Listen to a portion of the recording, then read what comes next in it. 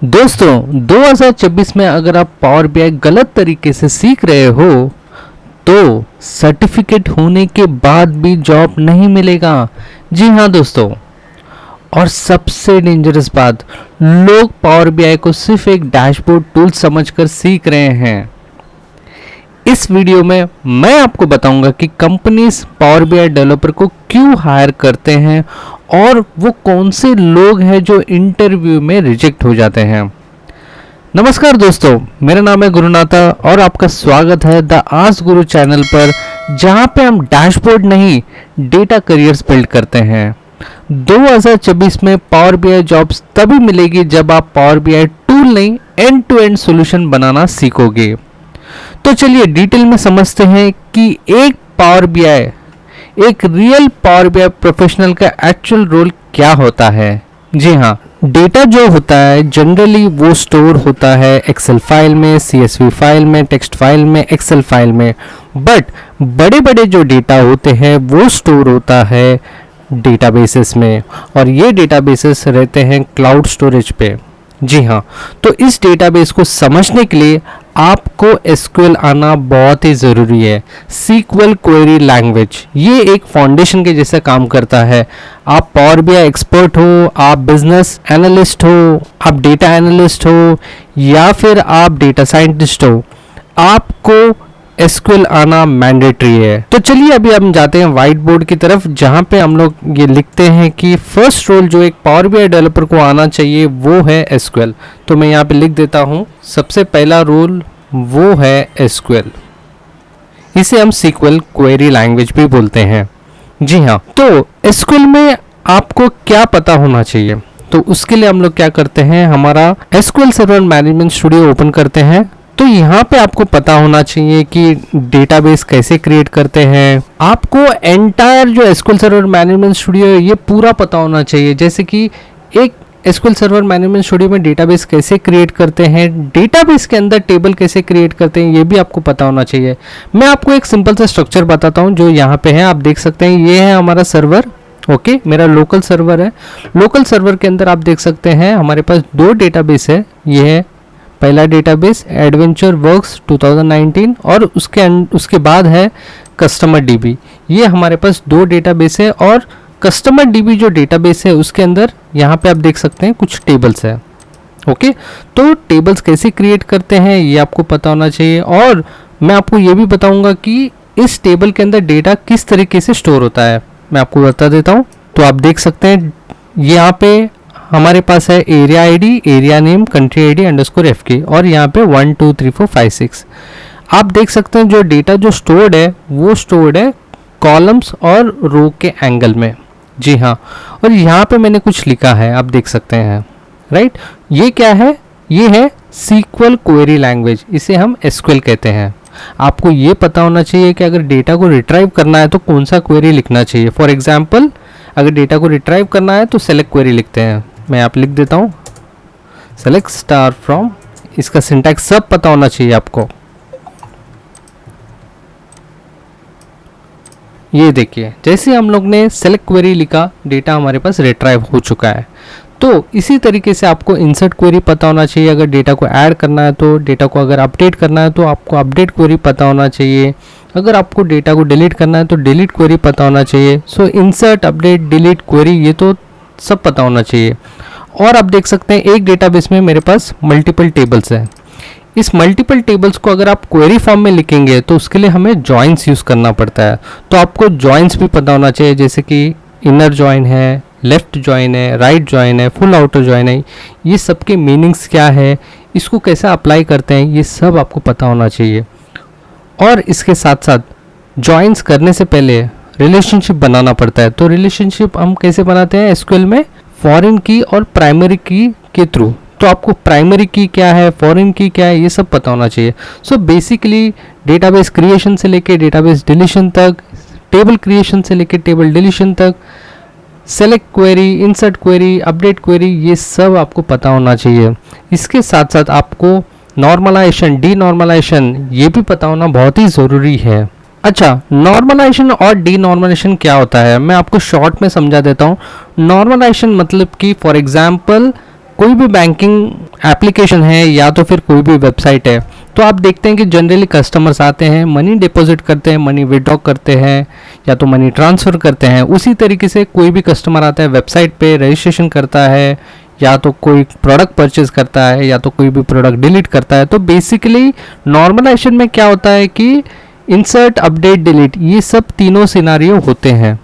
और जबकि D normalisation में क्या होता है, सिर्फ कंटेंट जो होता है, वेब कंटेंट हो गया या तो फिर कोई भी OTT प्लेटफॉर्म का कंटेंट हो गया, वो डिस्प्ले होता है। फॉर एग्जांपल आप नेटफ्लिक्स देखते हैं, वहाँ पे सिर्फ कंटेंट आपको डिस्प्ले होता है। कोई भी वेब सीरीज़ या फिर कोई भी मूवीज आप देख सकते हैं, डिलीट नहीं कर सकते हैं, अपडेट नहीं कर सकते हैं, वो होता है डी नॉर्मलाइजेशन। अभी डी नॉर्मलाइजेशन में भी अलग अलग स्कीमास है, जैसे कि स्टार स्कीमास है, स्नोफ्लिक डिज़ाइन है। तो बेसिकली ये एंटायर इकोसिस्टम है डेटाबेस का, ये एंटायरली आपको पता होना बहुत ही ज़रूरी है। सो अगर एक प्रॉपर पावर BI डेवलपर बनना है तो SQL आना मैंडेटरी है, आपको पता होना ही चाहिए। अगर आपका SQL वीक है तो पावर BI भी वीक होगा। जी हाँ, सो सबसे पहला रोल जो आपको सीखना है वो है SQL। आपका SQL स्ट्रांग होना चाहिए, ये एक फाउंडेशन की तरह काम करता है। अभी बात करते हैं सेकेंड रोल की बात। रोल 2, जल्दी से हम जाते हैं व्हाइट बोर्ड की तरफ और यहाँ पे लिखते हैं रोल 2, जो है data extraction and cleaning process. जी हाँ, यहाँ पे मैं लिख देता हूँ, बहुत ही इंपॉर्टेंट रोल है ये। डेटा हो सकता है, जैसे कि मैं आपको पहले भी बताया, एक्सेल फाइल में भी हो सकता है, CSV फाइल में भी हो सकता है, टेक्स्ट फाइल में भी हो सकता है, SQL डेटाबेस फॉर्मेट में भी हो सकता है, अलग अलग फॉर्मेट में हो सकता है। So as a power BI expert हमें सबसे पहले ये पता होना चाहिए कि डेटा को किस तरीके से एक्सट्रैक्ट किया जाता है। डेटा को एक्सट्रैक्ट किया जाता है, फिर उसको प्रॉपरली क्लीन किया जाता है, फिर प्रॉपरली ट्रांसफॉर्म किया जाता है, और इस प्रॉपरली क्लीन और ट्रांसफॉर्म डेटा को हम लोग डेटा वेयरहाउस में लोड करते हैं। जी हाँ, अगर डेटा छोटा है, लेट्स से 100K रिकॉर्ड्स ही है उसमें, तो आप पावर BI के पावर क्वेरी टूल को भी आप यूज़ कर सकते हैं, क्योंकि वो भी एक ETL टूल ही है, एक मिनी वर्जन ETL टूल है। ETL टूल मतलब एक्सट्रैक्शन, ट्रांसफॉर्मेशन, यहाँ पे मैं लिख देता हूँ, जो होता है एक्सट्रैक्शन, ट्रांसफॉर्मेशन एंड लोडिंग। जी हाँ, क्योंकि अभी हम पावर BI के बारे में डिस्कस कर रहे हैं, जो है माइक्रोसॉफ्ट का ही प्रोडक्ट, माइक्रोसॉफ्ट के इकोसिस्टम में आता है। ETL जब भी हम बोलते हैं तो ETL में माइक्रोसॉफ्ट के 2 पॉपुलर प्रोडक्ट्स हैं। अगर फिर से मैं कह रहा हूँ, अगर आपका रिकॉर्ड्स, अगर आपका डेटा 100K रिकॉर्ड्स के अंडर है, तो पावर BI के पावर क्वेरी टूल को आप यूज़ करके आप प्रॉपरली क्लीनिंग कर सकते हैं। अगर 100K से ऊपर है, let's say 1 million, 2 million, 1 CR, अगर इस तरीके से अगर आपका रिकॉर्ड्स है, तो मेरा ये सजेशन होगा कि आप माइक्रोसॉफ्ट के प्रॉपर ETL टूल का यूज़ करो, जो है, मैं यहाँ पे लिख देता हूँ, नंबर 1 टूल जो ऑन प्रीमाइसेस मीन्स लोकली आपके लैपटॉप में इंस्टॉल होता है, वो है MSBI। MSBI stands for Microsoft business intelligent, okay. और सेकेंड टूल जो होता है, ये on premises means locally install होता है आपके लैपटॉप में या डेस्कटॉप में। और सेकेंड जो क्लाउड बेस है, वो है Azure ADF, Azure Data Factory, जो है क्लाउड बेस। अभी आप सोच रहे होंगे कि ये हमें डेटा क्यों एक्सट्रैक्ट करना है, क्यों ट्रांसफॉर्म करना है, क्यों लोड करना है, क्योंकि डेटा जब भी आता है वो रॉ फॉर्मेट में आता है, उसे प्रॉपरली एक्सट्रैक्ट किया जाता है। उसके अंदर जो भी बैड डेटा है, जैसे कि स्पेशल कैरेक्टर्स हो गया, या फिर चाइनीज़ कैरेक्टर्स हो गया, या फिर अनवांटेड स्पेशल कैरेक्टर्स आ गए, बैड कैरेक्टर्स आ गए, स्पेसेस आ गए, कुछ भी आ गए, तो उस डेटा को प्रॉपरली क्लीन किया जाता है। और सेकेंड स्टेप जो होता है ट्रांसफॉर्मेशन। ट्रांसफॉर्मेशन क्या होता है कि अगर समझो आपको उस डेटा में नया कॉलम्स ऐड करना है, लेट्स सपोज आपको कॉलम्स डिलीट करना है, जो आपका कंपनी का रिक्वायरमेंट है, जो कस्टमर का रिक्वायरमेंट है, उस हिसाब से अगर आपको ट्रांसफॉर्मेशन करना है, लेट्स से कि आपके पास एक कॉलम है, प्राइस कॉलम है, और उस प्राइस कॉलम को लेट्स सपोज आपको USD प्राइस कॉलम में कन्वर्ट करना है, तो वो सब आप ट्रांसफॉर्मेशन में कर सकते हैं। और एक पार्ट जो ट्रांसफॉर्मेशन में आता है, वो है लेट्स सपोज आपका जो कॉलम्स है वो प्रॉपरली डेटा टाइप अलाइन नहीं होता है। लेट्स सपोज आपको डेटा मिला है टेक्स्ट फाइल में, तो टेक्स्ट फाइल में क्या होता है, सभी कॉलम्स जो आते हैं आपके पास वो आते हैं स्ट्रिंग फॉर्मेट में। आईडी भी जो होता है वो स्ट्रिंग फॉर्मेट में ही आता है, नेम भी जो होता है स्ट्रिंग फॉर्मेट में आता है, अमाउंट जो होता है वो भी स्ट्रिंग फॉर्मेट में आता है। तो इसे हम क्या करते हैं, ट्रांसफॉर्मेशन के जो स्टेप होता है वहाँ पे हम लोग इसको प्रॉपर्ली डेटा टाइप भी अलाइन करते हैं। जैसे कि आईडी को हम लोग इंटीजर देते हैं, अमाउंट को हम लोग मनी देते हैं या करेंसी देते हैं, ये सब चीज़ें हम लोग ट्रांसफॉर्मेशन में करते हैं। जब ये प्रॉपरली क्लीन डेटा ट्रांसफॉर्म हो जाता है या ट्रांसफॉर्मेशन जब ये हम लोग का पूरा सेट हो जाता है, ये पूरा डेटा को, क्लीन डेटा को हम लोग लोड करते हैं डेटा वेयरहाउस में, ताकि फर्दर जब भी हमें चार्ट्स वगैरह क्रिएट करना हो, जब भी हमें प्रॉपरली डीप एनालिसिस करना हो या प्रॉपरली विजुअलाइजेशन जब भी क्रिएट करना हो, ये सब इजी हो जाए। Because clean data, properly structured data, properly transform data पे ही हम लोग विजुअलाइजेशन क्रिएट कर सकते हैं। इसके लिए जो सेकंड रोल है डेटा एक्सट्रैक्शन और क्लीनिंग प्रोसेस, बहुत ही मैंडेटरी है। अभी मैं आपको बताता हूँ कि MSBI क्या होता है। ये है MSBI, जैसे कि आप देख सकते हैं, ये है माइक्रोसॉफ्ट बिजनेस इंटेलिजेंस टूल। आप देख सकते हैं यहाँ पे टूल बॉक्स है, SSIS टूल बॉक्स। MSBI में 3 पार्ट होता है, SSIS, SSAS और SSRS। SSIS stands for Integration Services, SSAS stands for Analytical Services and SSRS stands for Reporting Services। ये SSIS पार्ट है जो ETL प्रोसेस हैंडल करता है। ओके, अभी हम जाते हैं क्लाउड बेस जो है एज्योर डेटा फैक्ट्री। मैं आपको जस्ट ग्लिम्पसेस दिखा देता हूँ, अभी हम कुछ नहीं करेंगे। ये है एज्योर पोर्टल, जैसे कि आप देख सकते हैं। यहाँ पे जाके आप डेटा फैक्ट्री वगैरह आप क्रिएट कर सकते हैं। आप देख सकते हैं यहाँ पे डेटा फैक्ट्री है, राइट। तो इस तरीके से आप एज्योर का डेटा फैक्ट्री यूज़ करके आप ETL प्रोसेस कर सकते हैं, या तो फिर आप MSBI का on premises ETL tool use कर भी आप डेटा क्लीनिंग और डेटा एक्सट्रैक्शन प्रोसेस कर सकते हैं। जी हाँ, अभी हम रोल 3 के बारे में बात करते हैं, जो कि है डेटा मॉडलिंग। तो चलो मैं जाता हूँ व्हाइट बोर्ड की तरफ और यहाँ पे मैं लिखता हूँ रोल 3, जो कि है इम्पॉर्टेंट रोल, और वो है डेटा मॉडलिंग। डेटा मॉडलिंग जो प्रेजेंट होता है पावर BI में, मैं आपको दिखा देता हूँ। यहाँ पे आप देख सकते हैं, यहाँ पे है मॉडल व्यू, यहाँ पे जाना है और यहीं पे अपने को रिलेशनशिप बनाना होता है। तो ये रिलेशनशिप क्यों बनाना होता है? सपोज कि आपको एक विजुअलाइजेशन चार्ट क्रिएट करना है। सपोज आपको जानना है कि एक कस्टमर ने पर्टिकुलर प्रोडक्ट्स कितने टाइम लिया है, कौन सा प्रोडक्ट परचेस किया है, कौन सा प्रोडक्ट फ्रीक्वेंटली बिक रहा है, कौन से प्रोडक्ट कस्टमर्स ज़्यादा परचेस कर रहे हैं। तो क्या होता है कि एक ऑर्डर्स टेबल होता है अपने पास, एक कस्टमर टेबल होता है और एक प्रोडक्ट टेबल होता है। इन तीनों टेबल को एक रिलेशनशिप मॉडल के थ्रू अपने को एक कंबाइन करना होता है। वो रिलेशन या तो होता है 1 to 1, 1 to many या many to many। यहीं पे आप फैक्ट टेबल्स पे डिज़ाइन करते हो, डायमेंशन टेबल्स पे डिज़ाइन करते हो और रिलेशनशिप बनाते हो। अभी ये फैक्ट टेबल्स क्या है, डायमेंशन टेबल्स क्या है, स्टार स्कीमा क्या होता है, किस तरीके से हमें यहाँ पे डिज़ाइन करना होता है, स्नोफ्लेक डिज़ाइन कैसे डिज़ाइन करना होता है, ये सब हम आने वाले आगे वीडियो में ज़रूर समझेंगे। बट अभी के लिए आप ये समझो कि एक पावर BI डेवलपर को डेटा मॉडलिंग आना बहुत ही ज़रूरी है। यहीं से इंटरव्यूअर डिसाइड करता है कि आप फ्रेशर हो या एक प्रोफेशनल पावर BI एक्सपर्ट हो। जी हाँ, चौथा रोल जो है पावर BI का बिजनेस ब्रेन, वो है DAX। जी हाँ, तो चलो जाते हैं व्हाइट बोर्ड की तरफ और यहाँ पे लिखते हैं रोल नंबर 4। अगर हम पावर BI में आएंगे, यहाँ पे आप देख सकते हो DAX क्वेरी व्यू है। यहाँ पे हम लोग DAX क्वेरीज लिखते हैं फॉर्मूला के थ्रू। जी हाँ, फॉर्मूलास यानी कि जो फॉर्मूलास हम लोग जो एक्सेल में देखते हैं उसी तरीके के फॉर्मूलास यहाँ पे भी हम लोग लिख सकते हैं, बट थोड़ा एडवांस वे में।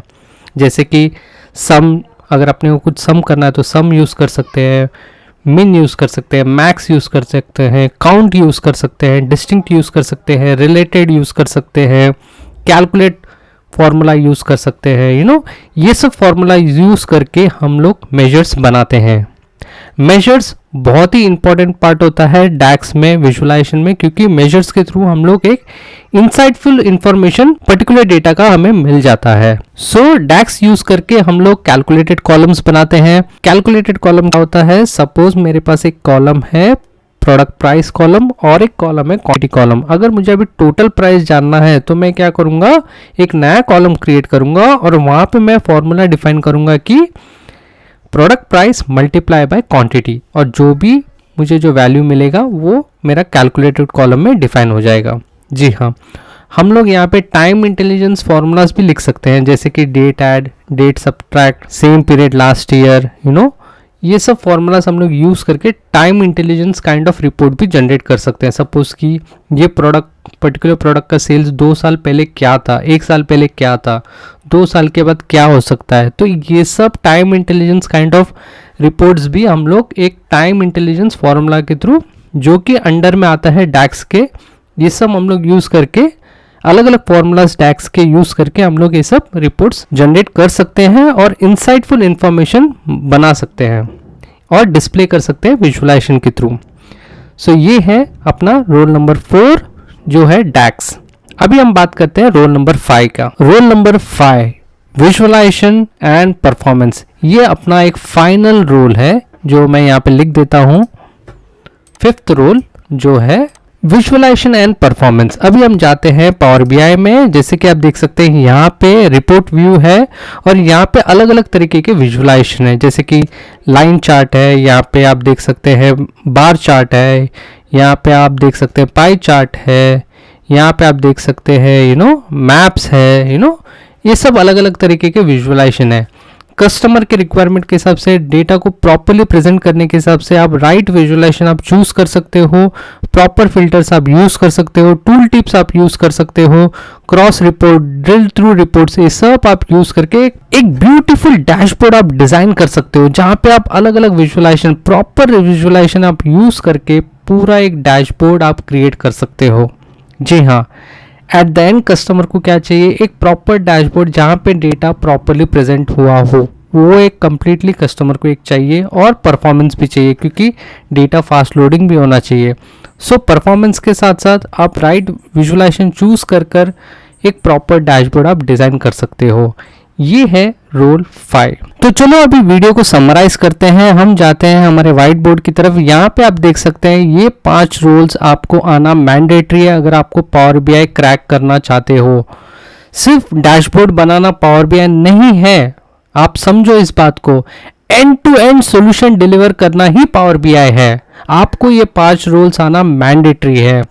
अब गुड न्यूज ये है, मैं आपको सब स्टेप बाय स्टेप ये सब रोल्स सिखाने वाला हूं इस चैनल पर, द आस्क गुरु चैनल पर। जी हाँ, इस चैनल पर complete power BI job focus series में अपलोड करने जा रहा हूं। तो आप जल्दी से जल्दी सब्सक्राइब कीजिए मेरे चैनल को, लाइक भी कीजिए इस वीडियो को, और इन 5 रोल में से आपको सबसे डिफिकल्ट कौन सा रोल लगता है और क्यों लगता है मुझे आप कमेंट में जरूर बताना, क्योंकि उस टॉपिक रिलेटेड, उस रोल रिलेटेड, जैसे कि एसक्यूएल सर्वर हो गया या ईटीएल हो गया या डैक्स हो गया, मैं उस टॉपिक रिलेटेड ज़्यादा से ज़्यादा एग्जाम्पल्स मैं बनाकर वीडियोस अपलोड ज़रूर करूँगा। सो आपका कमेंट बहुत ही ज़रूरी है, आपको कौन सा रोल डिफिकल्ट और क्यों लगता है। ओके, सो नेक्स्ट वीडियो में मैं आपको बताऊंगा कि एग्जैक्टली कितना एसक्यूएल पावर बीआई के लिए इनफ है। मेरा ये नेक्स्ट वीडियो आने वाला है, तो जल्दी से जल्दी सब्सक्राइब कीजिए मेरे चैनल को और बेल आइकन को भी ज़रूर दबाइए, और नेक्स्ट वीडियो से हम रियल प्रिपरेशन स्टार्ट करेंगे। अगर आप सीरियस हो डेटा करियर के लिए तो नेक्स्ट वीडियो मिस मत करना। धन्यवाद दोस्तों।